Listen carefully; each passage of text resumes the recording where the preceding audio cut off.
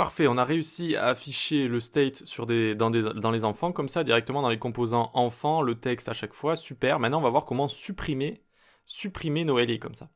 Et pour ce faire, il nous faut un bon index, ici, il nous faut un bon ID. Pour l'instant, en clé, on a mis l'index que nous retourne map, mais comme je vous ai dit, c'est pas hyper optimal, parce que si on crée plusieurs listes, il va y avoir plusieurs éléments avec la même clé, et ça, c'est pas bon du tout. Ok, pour React, sous le capot, il va plus s'y retrouver. Donc, on va utiliser une petite librairie sympa que je vous avais parlé. Vous tapez npm UID. Voilà, et regardez le nombre de téléchargements, 52 millions par semaine. Ok, donc c'est vraiment très très utilisé, il n'y a aucun problème avec ça. Donc on a juste à faire npm install UID, ensuite on va importer la petite méthode à utiliser, et puis à chaque fois qu'on l'invoque, vous voyez que ça nous donne un ID unique comme ça. Ok, c'est vraiment pas compliqué. Donc on peut se mettre ça à côté, on fait CTRL U accent grave, npm install UID, comme ça. Donc ça va nous l'installer, je peux dézoomer un peu pour qu'on puisse respirer. Hop, normalement ça va me la mettre juste ici. UID version 8.3, normalement la vôtre est au-dessus, c'est normal. Et donc ici on n'a plus qu'à retourner dans forme. Et on va faire comme ils nous disent à côté. Alors hop, import v4 as UID v4. C'est parce qu'avant il y avait d'autres façons d'invoquer, il y avait d'autres méthodes si je dis pas de bêtises, donc maintenant... Hop, on va pouvoir l'invoquer en utilisant cette syntaxe-là. Alors, c'est v4 as UID. D'accord? Donc, on va l'utiliser on va pouvoir l'invoquer en utilisant UID v4 ici. Ok? Donc, une fois qu'on a ça, où est-ce qu'on a envie de rentrer des ID? Où est-ce qu'on a envie de rentrer des ID ici?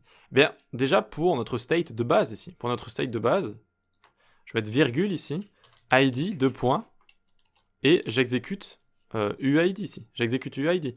Donc du coup, chaque élément, comme ça, maintenant, il va avoir déjà un ID de base, comme ça. Déjà, ça, c'est nickel. Si vous voulez voir des ID, vous faites console log, et vous avez juste à faire ça, regardez. Et hop, j'en ai un qui est ici. Vous voyez, et si j'actualise, à chaque fois, il va être différent. Et donc, vu qu'il y a énormément de chiffres et de lettres, il y a énormément de combinaisons possibles. Voilà. Très bien, donc maintenant, tous nos petits éléments ici vont avoir des ID différents. Donc ici, on n'a plus à utiliser l'index de la map, qui n'est pas de la méthode map, qui n'est pas très adaptée ici, mais qui à chaque fois est égal item.id. D'accord? Donc cet ID qui est juste ici là, cet ID qui est juste là. Ok? Et donc on comprend que ça va fonctionner, ça va fonctionner beaucoup mieux avec ces ID là. Allez, super. Maintenant on se crée la fonction const delete element est égal. Ça va prendre un ID en paramètre et on loggera cet ID là pour l'instant. Cette fonction, on a envie de l'utiliser avec les enfants, là, les composants enfants, donc sur le bouton là. Donc il va falloir la faire passer où? En props. Il va falloir faire passer cette fonction en props. Donc on va venir ici, tac, on va l'appeler delfunc, et on lui passe, alors, del element juste ici, ouais, delete element, c'est bien ça, qu'on a déclaré juste là. Voilà, jusque-là, ça on l'avait déjà fait, hein, je vous rappelle, on l'avait déjà fait dans une vidéo, donc on va refaire plus ou moins la même chose.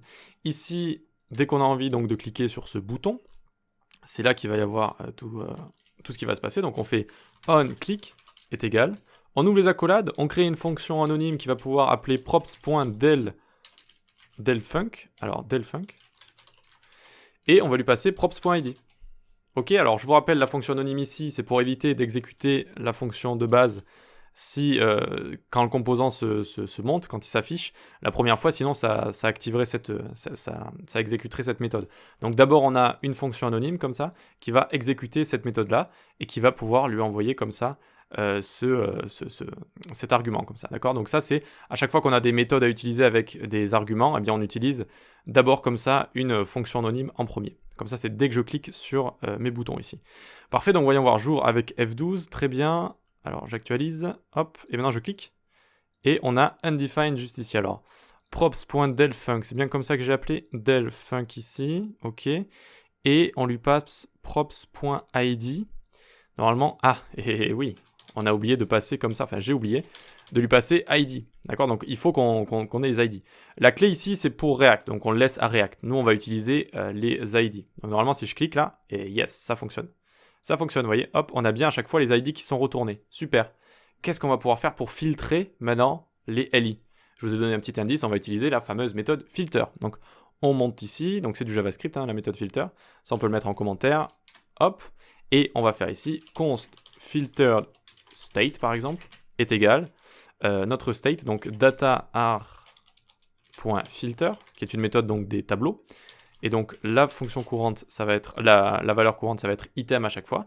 Et on va retourner un nouveau tableau avec item.id strictement différent de id. Donc on retourne un tableau rempli de tous les items qui auront un id différent de l'id sur lequel on vient de cliquer. Ok, pour terminer tout ça, j'ai plus qu'à appeler ici setDataArr, hop, setDataArr ici, et donc je vais actualiser mon tableau avec filtered state ici, désolé pour l'accent, et donc ça va remettre à jour mon composant et ça va afficher le tableau ici sans la chose sur laquelle je viens de cliquer. Attention, je clique, hop, ça disparaît, ça disparaît, ça disparaît. Fou, on peut souffler, on peut souffler. Je sais que c'est compliqué, mais accrochez-vous, accrochez-vous. Et c'est normal de ne pas comprendre du premier coup, hein. C'est normal, ça c'est parfaitement normal, surtout avec les frameworks JS, c'est parfaitement normal. Mais vous voyez que je clique, ça enlève sport, ça enlève promener le chien, ça enlève coder avec React. J'aurais pu commencer avec coder avec React, sport, etc. C'est génial, on a réussi à faire un système d'ID comme ça, qui sont hyper sécurisés en plus, et on a réussi à les retrouver en cliquant sur cette méthode qu'on fait passer dans les props ici, d'accord, qu'on utilise ici grâce à onClick, une fonction anonyme qui va exécuter cette méthode avec props ID, tac, qui va donc exécuter ceci, qui filtre notre tableau et qui crée un nouveau tableau avec les items ID qui sont strictement différents de l'ID sur lequel je viens de cliquer. Donc les autres en fait, voilà, ça va juste laisser les autres. Si je clique sur Sport, ça va retourner juste ceci et cela, vous voyez ? Très bien, et ensuite on change le state avec le nouveau state, tout simplement, tout simplement. Et donc, quand on change de state, comme je vous l'ai dit, ça remet à jour. Ça remet à jour, donc, imaginons j'ai cliqué sur sport ici, ben, c'est ça que ça fait en fait. Hop, ça remet à jour, ça va nous faire ceci. Ça remet à jour avec juste ce qu'il y a. Et si je clique sur ça maintenant, hop, ça remet à jour avec ça comme ça. Ok, c'est ça qui se passe en fait, c'est ça qui se passe. Voilà. Et là, il y a aussi un concept très intéressant avec React, c'est l'immutabilité. L'immutabilité, c'est-à-dire qu'on va jamais changer le state directement. En fait, je vais jamais dire, ici par exemple, je vais jamais juste changer DataArr directement. Il faut savoir que filter retourne un nouveau tableau. Ça retourne un nouveau tableau avec les item ID strictement différents de ID comme ça. Je vais jamais retourner le même tableau comme ça. Comme ça, je vais éviter à React de galérer à savoir ce qui a été mis à jour ou pas. Mais ça, on y reviendra un petit peu plus tard. Ok ? Voilà, voilà. Bon, si vous n'avez pas compris, regardez la vidéo, mais peut-être baissez la vitesse, prenez des notes, etc. Et vous allez voir que finalement, c'est assez logique, même si ça peut être un petit peu complexe. Qu'est-ce qui nous manque ? On peut supprimer les éléments, c'est très bien, mais il faudrait peut-être en rajouter. Et ça, on le verra dans la prochaine vidéo. Allez, courage, à tout de suite.